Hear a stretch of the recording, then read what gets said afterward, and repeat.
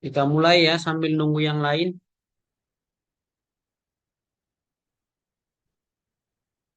Udah kelihatan materinya? Sudah, Pak. Siap, sudah terlihat, Pak. Sampai di mana kemarin ya? Ada yang masih ingat? Rasanya baru mau masuk contoh, kalau nggak salah, Pak ya. Gimana? Sini agak hujan, agak kurang jelas. Ya, gimana? Sampai di mana kemarin?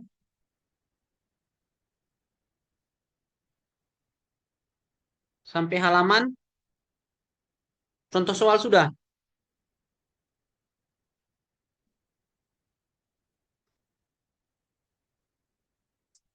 Ada yang masih ingat contoh soal?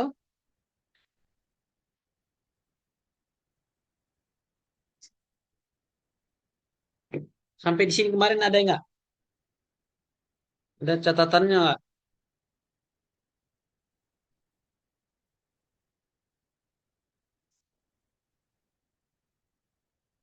Ini sudah dibahas belum? Contoh soalnya. Oh iya, Pak. Kemarin baru mau masuk contoh soal, Pak. Udah hampir habis waktunya, Pak. Oke ya, contoh soal ya.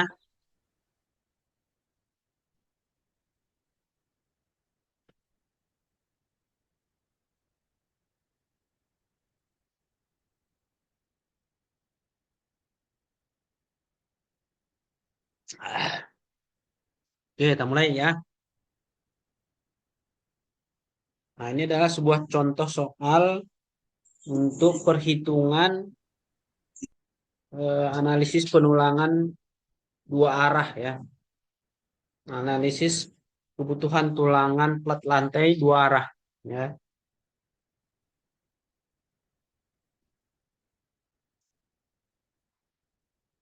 Nah, diketahui plat lantai menumpu pada balok seperti gambar di bawah ya, berada di lingkungan kering, ditumpu pada balok beton yang tidak diperhitungkan bahan torsi. Artinya diletakkan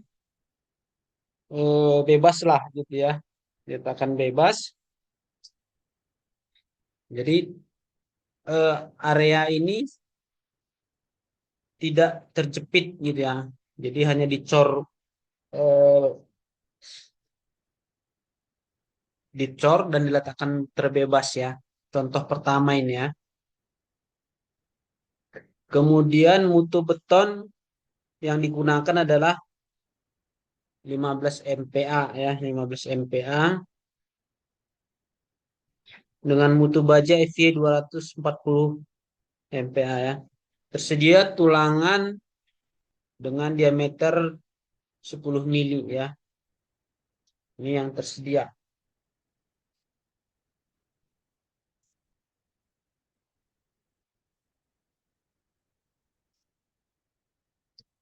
Kemudian kita coba mulai menyelesaikannya ya.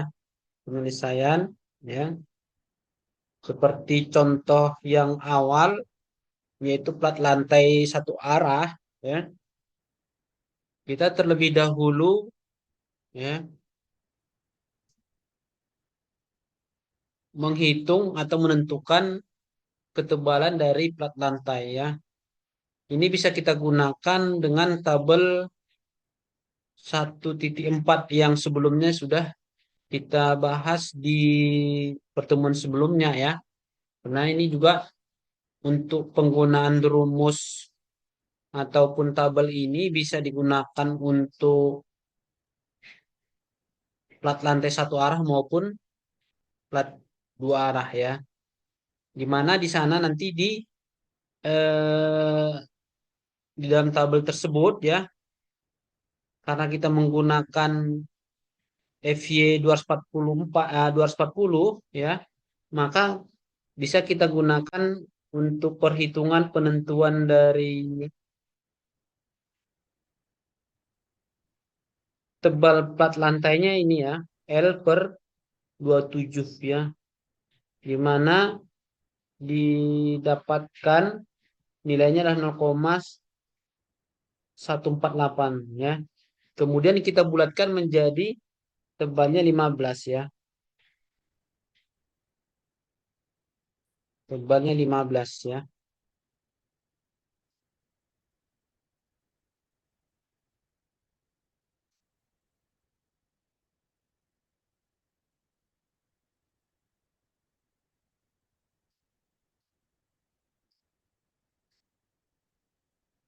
Nah, kemudian kita menghitung nilai atau beban pada plat lantai ya. Nah, ini juga kemarin di soal tugas baja kemarin ada yang nanya, Pak, kidenya yang mana, Pak? Nah, ya. Kide itu beban tetap ya. Jadi kalau kita misalnya diminta merencanakan baik itu misalnya balok maupun plat lantai ya, maka kide itu adalah beban mati ya. Beban mati yang memang di situ kita harus menghitungnya dengan rincian tergantung nanti apa yang kita rencanakan ya. Nah, kalau misalnya seperti di sini ya di plat lantai ya, maka kide itu terdiri dari eh, tebal plat lantainya ya, kemudian ada spesinya ya, ada spesinya itu pemasangan penutup lantai atau misalnya keramik ya, kemudian jenis keramik sendiri ya. Nah, kemudian di bawah plat lantai itu kalau nanti pemasangan plafon ya dan rangkanya itu digunakan atau yang diletakkan atau digantung di plat lantai ya, misalnya di eh, pemasangan lantai 2 misalnya kan dia bisa jadi menggunakan plafon ya maupun rangka plafonnya ya. Nah, itu umumnya digantung langsung ditembakkan di plat lantainya. Sehingga itu juga akan menjadi beban permanen ya, beban mati ya, atau beban tetap dari struktur tersebut ya.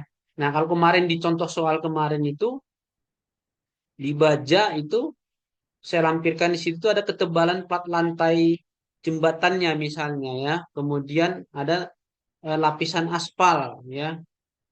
Kemudian nanti mungkin ada lagi yang lain kalau misalnya ada pemasangan di jembatan tersebut, misalnya ada pemasangan pipa air gitu ya. Kemudian ada pemasangan instalasi jaringan listrik misalnya yang di situ mungkin memiliki beban yang relatif berat sehingga itu diperhitungkan semua. Nah, itu akan dihitung ulang gitu ya.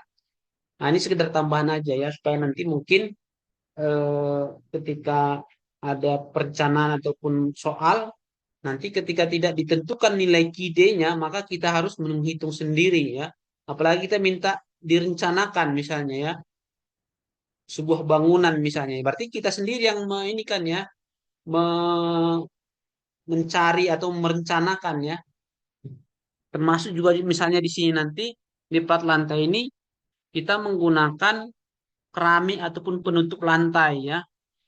Nah, penutup lantai ini juga nanti itu bermacam-macam ya, beratnya juga berbeda-beda ya. Misalnya ada esensa, ada keramik biasa, kemudian ada misalnya ada porselin ya, atau marmer. Nah, itu kita lihat nanti spesifikasi dari materialnya ya. Biasanya brosur-brosur yang tersedia di pasaran itu sudah melampirkan berat dia per meter gitu ya, berat materialnya per meter ya. Maka itu yang nanti kita jadikan sebagai parameter untuk menghitung nilai KID ya. Nah, sementara ini untuk soal karena memang tidak diketahui atau tidak ditetapkan jenis-jenisnya, maka ya sementara ini kita buat yang sederhana aja gitu ya. Nah, di mana dari KID-nya yaitu terdiri dari ini ketebalan dari plat lantainya ya. Sedangkan ini adalah berat jenis dari beton bertulang ya. Kemudian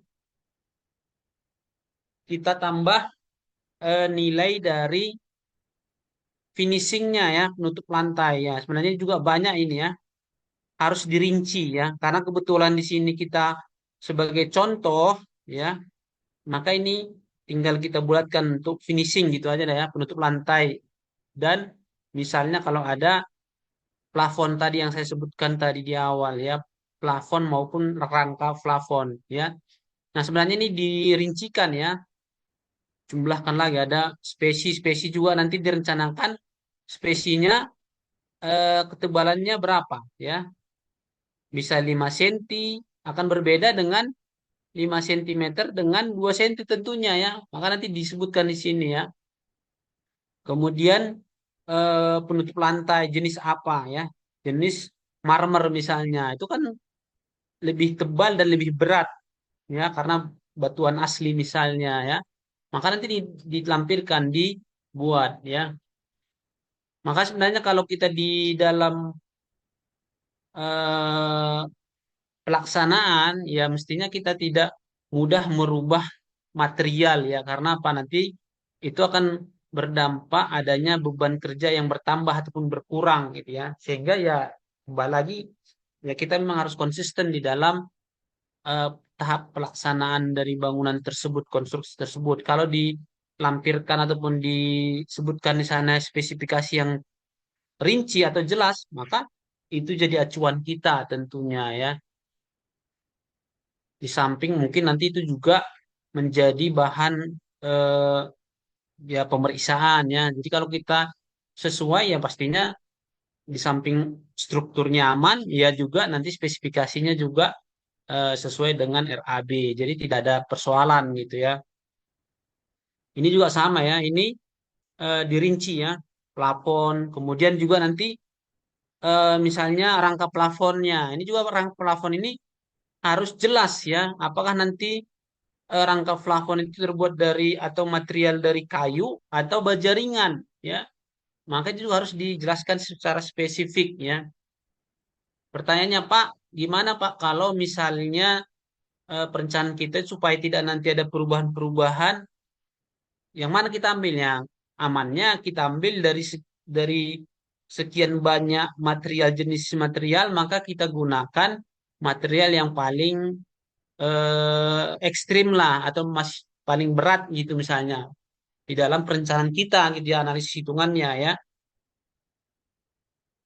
sehingga kalaupun nanti ada perubahan material ketika di dalam tahap pelaksanaan ya karena lebih ringan perubahannya karena kita sudah menganalisis dengan beban yang paling maksimum maka dia akan lebih aman gitu ya hanya dampaknya nanti yaitu tadi desain kita bisa berdampak lebih boros misalnya ya karena kita akan menghasilkan suatu struktur yang lebih dimensinya lebih besar sehingga di sini nanti akan berdampak ke penambahan dari segi biaya gitu ya.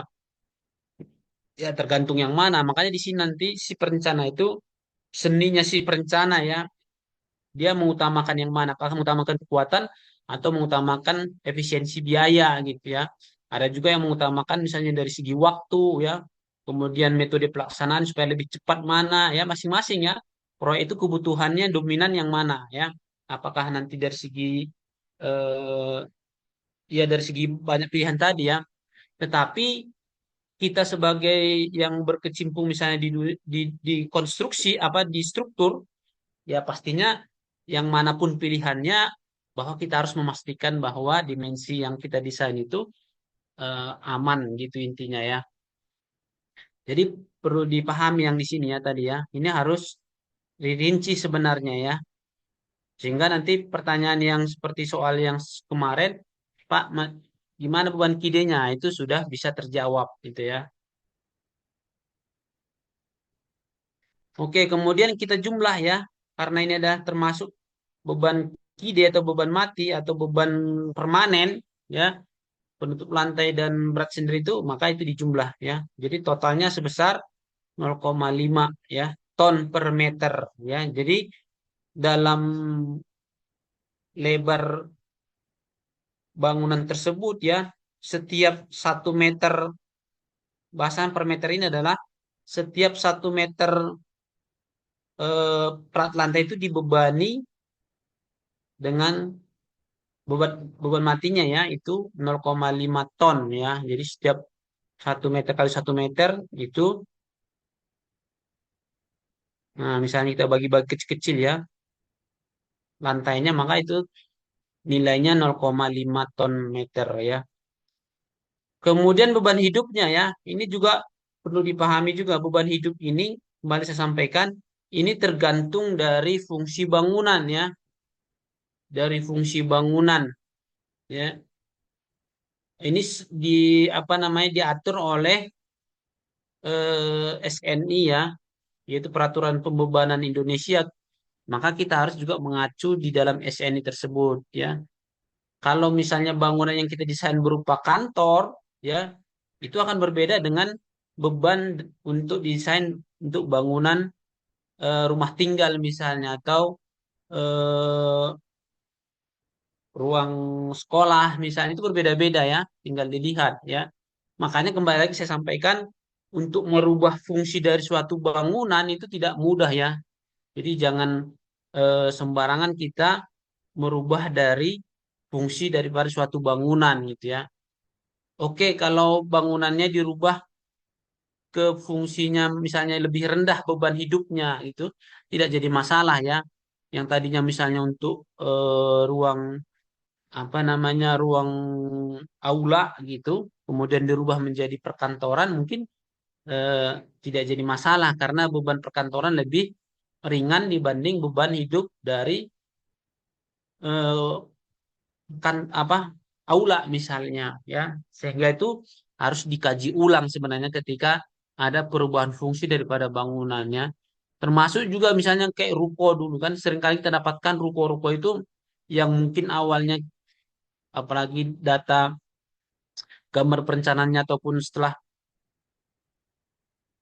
pelaksanaan tidak ada ya, kemudian dirubah menjadi fungsinya jadi eh, rumah walet misalnya, kemudian ditambah lagi bagian atasnya tanpa ada pengkajian. Nah, ini akan berbahaya tentunya yang mengkhawatirkan ya. Oke, di sini kita lanjut ya 0,25. Ini kita asumsikan misalnya untuk ya ruang kantor biasa lah gitu ya. Ini 250 ya. 250 kilogram per meter persegi ya.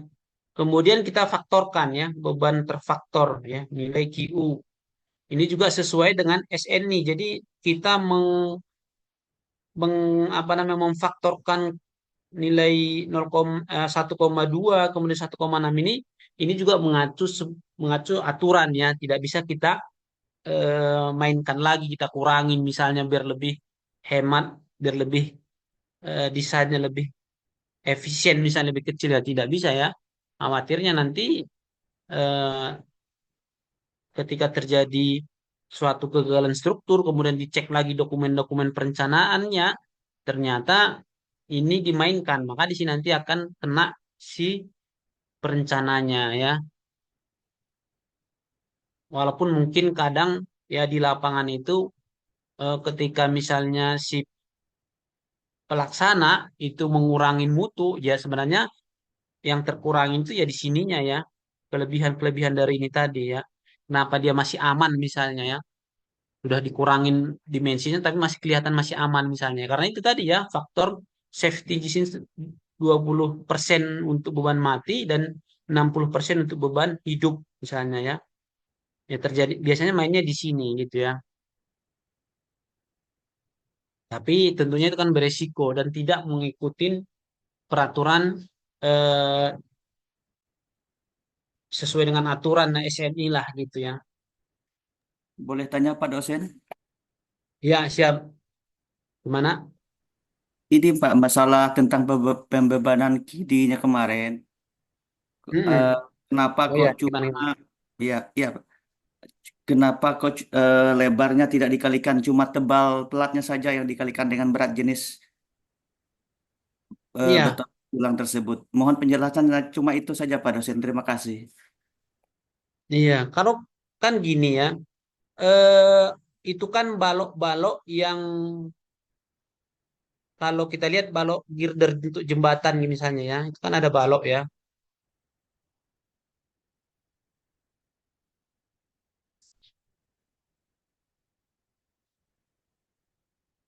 Ini kan di setiap eh, pada struktur jembatan lah misalnya ya. Ini kan bentangnya setiap misalnya 125 atau 2 meter gitu ya. 125 cm maksudnya ya. Nah, ini kan gini ya.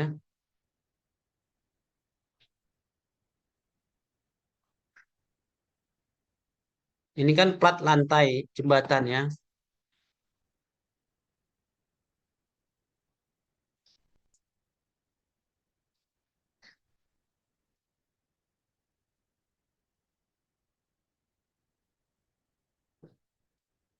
Kalau nggak salah di soal itu kan saya buat di sini eh, dipotong jadi ini ya. Nah, dipotong ya.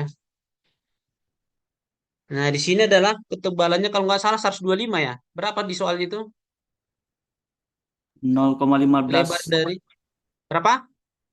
tebal pelatnya 0,15 Oke, ini meter. 0,15. Lebarnya Lebarnya lebar 1,5. nah 1,5 ya. Jadi jarak dari balok-balok ini ya itu 1,5 ya. Maksudnya gitu ya. Jadi kita Lebarnya menganalisis 1,35 Pak dosen. Itu yang oh satu, saya bingung. nah ya ini kan 1,35 misalnya yang tadi dibuat ya. Berarti jarak dari balok ini ya 1,35 ya. Misalnya 1,35 ya. Berarti beban yang dipikul oleh si balok yang satu ini itu setengah dari eh, jarak ini tadi, setengah dari sini, ini lari ke sini. Setengah dari sini, ini lari ke sini. Ya, di sini juga sama. Ya, jadi total berat beban yang dipikul oleh si balok girder ini, misalnya balok, balok, balok apa baja ini, ya, berarti dia 135. Ya, jadi berat kiden dia ini, ya, kide ini itu tebalnya ditambah tebal dari aspal. Ini sebesar 7 cm kan? Itu maksudnya pertanyaannya. Iya Pak dosen. Nah, ini jadi untuk menganalisis secara manual ya, satu balok ini ya, maka sebenarnya kita menghitung, misalnya ini ada 4, berarti kita cukup menghitung satu sampel untuk balok ini. Ini mewakili yang ini, misalnya. Sedangkan yang di bagian di sini ya, ini nanti akan berbeda lagi ya perhitungannya. Agak sedikit melenceng ini kita ya dengan beton itu ya tadi, tapi sistemnya sama ya. Nah, ini sama dengan di sini sehingga nanti untuk beban kide yang ada di balok di sini ya, apa di balok yang satu ini maka kita akan menghitung ada berat trotoar ya. Kemudian nanti di sini ada lagi nanti misalnya ada bariernya ya. Nah, semua yang ini itu dipikul oleh si balok yang ini ya. Nah, nanti kita potong di sini untuk menganalisis balok yang ada di sebelah kiri dan kanan ini ya. Maka kita cukup menghitung satu di sini misalnya ini untuk bagian ini. Nanti beban kidenya yaitu tadi separuh dari nilai ya lebar lah ini kan jarak balok girder ini kan 135 135 135. Sehingga nanti di sini juga 1,35 karena setengah dari sini setengah kali dari sini jadi 1,35 juga. Tapi di sini nanti akan berbeda ya. Begitu maksudnya ya. Jadi kemarin itu memang saya buat sampel satu contoh soal untuk menganalisis balok yang ada di bagian tengah di sini ya. Mewakili. Mungkin ini bisa biasanya 5 ya, 5 biji ya. Balok girder ya. Jembatan-jembatan biasa sih sebenarnya ini ya. Kalau kita misalnya dari Palangkaraya ke Sampit misalnya kan ada jembatan-jembatan pendek yang tidak memiliki bukan jembatan rangka gitu kan, tapi jembatan girder biasa ya. Tapi dia bahannya dari baja ya. Nah, gitu ya maksudnya. Jadi nilai kidenya ini atau berat permanen di sini tuh yaitu tadi dari tebal plat lantai 15 cm ditambah dengan ketebalan dari aspal ya. Kalaupun mungkin nanti direncanakan ada lagi penambahan, misalnya ada urukan atau misalnya base A gitu ya dari jembatannya, mungkin tinggal ditambah lagi gitu ya. Intinya seperti itu ya.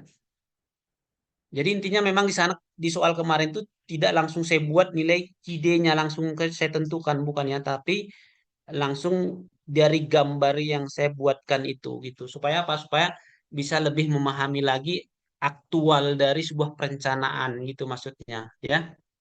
Kira-kira bisa dipahami atau ada lagi yang didiskusikan sebelum kita lanjut? Saya kemarin itu Hmm? terjebak dengan lebarnya itu Pak dosen. Jadi 0,15 dikalikan 1,35 baru saya kalikan dengan berat jenisnya. Mungkin di situ kesalahan saya sehingga saya bingung. Terima kasih Pak. Oke, jadi itu nanti itu per meter ya. Itu kan nanti panjangnya misalnya 15 meter ya. Ya memang panjangnya itu nanti beban kinya itu beban ini ya, bukan beban persegi ya, tapi beban merata ya. Jadi nanti jadinya gini ya di soal tersebut ya.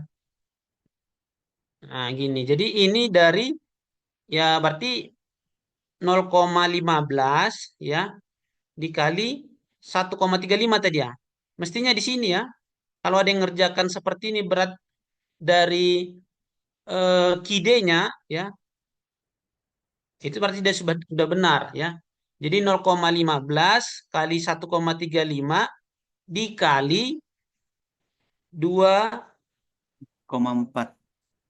2,4 kilonewton misalnya atau apa ini 2,4 ton ya.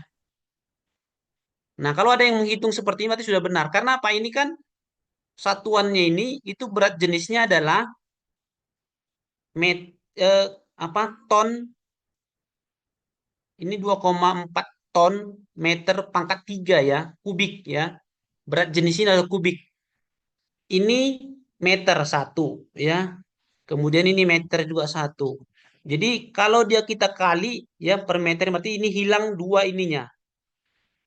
Angka di atasnya. Jadi ton meter ya. Jadi ton meter dia ya satuannya. Jadi bukan lagi nanti satu ton meter persegi bukan ya. Karena ini sudah hilang ininya. Ini kan meter. Sini meter pangkat 3. Nah, ya. Kembali lagi ke apa ke sekolah SMA ataupun SMP ini ya perkalian untuk satuan ini ya. Ini meter kubik. Jadi ini nanti ton meter jadinya. Jadi Q sama dengan ya. Q sama dengan ya mungkin 0,5 kali 1,35 dikali 2,4 ton. Nah, inilah dapat beban KID-nya ya. Kalau nanti ada yang mengerjakan seperti ini berarti dia sudah benar ya. Tapi kalau dia masih mengalihkan antara 0,5 0,15 dengan kali ini berarti dia keliru. Ininya harus dilampirkan ini ya, harus dilampirkan karena dia per meter ya, per meternya ya.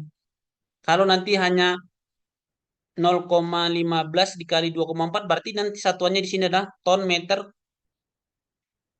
kuadrat ya. Nanti ya itu tadi ya mestinya kenapa saya lampirkan 1,35 ini supaya dia nanti satuannya menjadi eh, ton meter panjang ya. Makanya di sini kan ada gambarnya di soal kemarin kan. Nah, gini ya. Nah, ini 1,35 berarti mestinya itu tadi berat dari bangunan plat lantai sama tebalnya itu ya dijumlah aja gitu ya. Ini juga dikalikan dengan berat jenis aspal ya. Berarti untuk ditambah berat aspalnya 0,07 ya dikali 1,35 ya dikali nah berat jenis aspal berapa? Ada yang masih ingat nggak 1,7 atau berapa itu ya? Oke, nanti dicek lagi ya ininya UTS-nya mudah-mudahan belum saya cek sih semua ya. Masih saya ini masih direkap ininya ya. Siap download lah intinya yang ngirim. Tapi intinya kalau dia nanti menghitung bebannya nanti seperti ini, berarti untuk nilai KID-nya sudah dia benar ya. Tetapi kalau nanti tidak seperti ini, ya berarti dari awal sudah keliru, pastinya juga hasilnya juga akan keliru. Makanya juga kita di dalam suatu perencanaan ya mesti hati-hati di awal ya.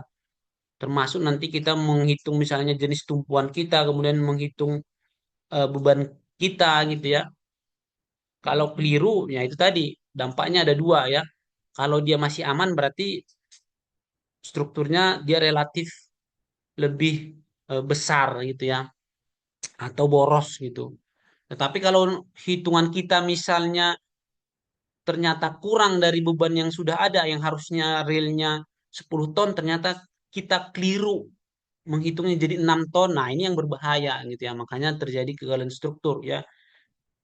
Kita keliru apa namanya ya, menghitung dengan tepat beban tadi. Kalau lebih ya aman struktur kita, tapi kendalanya ya boros ya, tidak efisien jadinya ya. Oke, kita lanjut ya. Nah, ini kemudian kita jumlah ya. Kita jumlah total bekerja beban itu adalah sebesar 1 ton meter persegi. Ah, ini ya perlu dipahami persegi. Berarti dalam plat lantai tadi ya. Nah, ini bekerja setiap 1 meter ya. Kalau kita pecah-pecah misalnya ininya plat lantai itu, jadi setiap 1 meter ini 1 ton, 1 ton, 1 ton, 1 ton gitu totalnya ya. Berbeda dengan beban yang tadi ya. Beban ki jembatan tadi itu dia beratnya ton meter panjang ya. Jadi per meter. Jadi dia dia dua dimensi. Artinya ini strukturnya dua dimensi ya. Nah, ini dua dimensi. Sedangkan yang ini adalah struktur 3 dimensi ya. Yang platnya eh, beban platnya itu adalah persegi. Sedangkan ini bebannya per meter panjang ya. Mudah-mudahan bisa dipahami ya. Oke, kita dapat 1 ton ya. Beban yang bekerja pada plat itu sudah diakumulasi beban plat atau beban mati dan beban hidup ya. Kemudian sudah dikombinasikan ya. Sudah dipertimbangkan ya, intinya terfaktor ini adalah kalau kita pahami gitu ya, atau kita tafsirkan itu safety lah intinya ya, beban safety-nya. Kenapa beban safety? Ya karena beban hidup kita ini sudah real kita hitung ya, ketebalannya 0,15 ya. Dia mungkin mengakomodir, bisa jadi misalnya pada saat pelaksanaan ada sisa-sisa misal pengecoran yang ketebalannya berlebih ya, kemudian ada eh, bekas-bekas tumpahan dari material apa betonnya misalnya tertumpukan, biasa kan gitu di proyek gitu ya, sehingga masih bisa diakomodir oleh beban ini tadi ya 0,20% dari real aktualnya ya. Jadi ini kalau kita tafsirkan ya ini safety lah ya, keamanan ya. Kalau kalau berlebih ya. Oke, kemudian kita mencoba menghitung momennya ya, momen pada plat lantai ya. Nah, kalau di plat lantai kita menghitung momennya, kita menggunakan tabel koefisien momen ya. Berbeda dengan yang seperti yang soal yang kemarin, UTS kemarin itu ya. Itu karena dia dua dimensi ya, maka perhitungannya ya mekanika teknik ya, atau statika tertentu maupun statika tak tentu ya. Kalau statika tentu itu tak tentu banyak ininya ya, rumus-rumusnya, ada metodenya, ada metode stiffness, ada metode Takabea, metode matrik, banyak yang untuk menghitung mekanika. Tetapi kalau untuk analisis menghitung momen pada plat lantai ya, kita bisa menggunakan eh, tabel koefisien momen ini ya. Nah, kalau sekarang memang kita dimudahkan dengan aplikasi ya. Kalau kita bandingkan dengan perhitungan aplikasi dan koefisien momen ini ya tidak terlalu jauh berbeda ya. Hasilnya ya bisa dikatakan mendekati sama gitu ya. Oke, kemudian kita menghitung momennya ya yang bekerja pada plat lantai. Nah, ini kemarin sudah saya jelaskan ya. Ada beberapa pilihan formula dari plat lantai kita ya. Nah, karena sistem plat lantai kita di dalam soal itu diletakkan bebas, maka formula pertama yang kita gunakan ya ini ya. Ini ya. Jadi tertumpu bebas tidak jepit, maka momen yang terjadi di sini hanya dua ya, hanya dua ya, yaitu momen lapangan arah X dan momen lapangan arah Y ya. Karena apa? Karena di keliling atau balok-balok ini dia tidak terjepit ya. Jadi tumpuan yang terjepit yang bisa mengakibatkan adanya namanya eh, momen di bagian tumpuan ya. Tapi kalau strukturnya tidak memiliki apa tumpuannya tidak jepit, maka di situ